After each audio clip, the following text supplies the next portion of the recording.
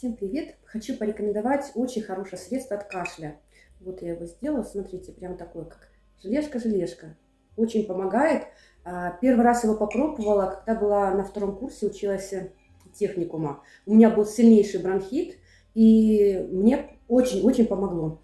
Теперь это средство я применяю, в общем, я его делаю по осени, ставлю в холодильник, оно хранится довольно долго, ну, месяц, даже больше будет храниться. И чуть першение в горле, я беру или себе, или ребенку, чайную ложку, вот сверху можно, да, вот, и она вкусненькая такое, вот сладенькая, рецептик будет дальше.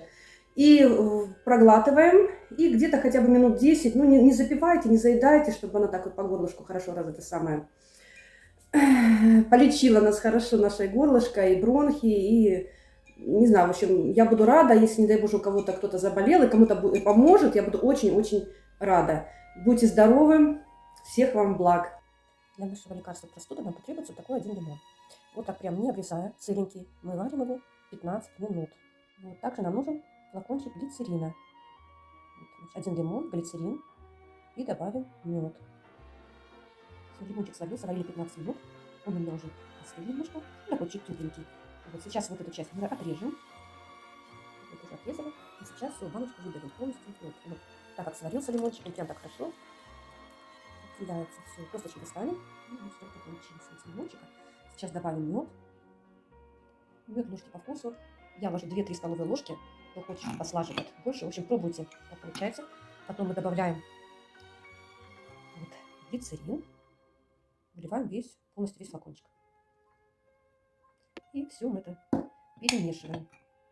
Перемешали, вот такое лекарство у нас получается.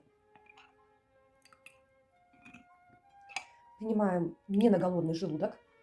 И обычно, когда я беру, можно вот столовую ложку, да, можно немножко вот косточки не брать, семечки.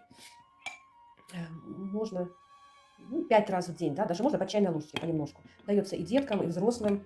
Думаю, с осторожностью надо у тех, у кого камни в почках, принимать с осторожностью. Потому что когда-то я еще в детстве, ну не в детстве, училась в техникуме на втором курсе, я сильно-сильно заболела, у меня был бронхит.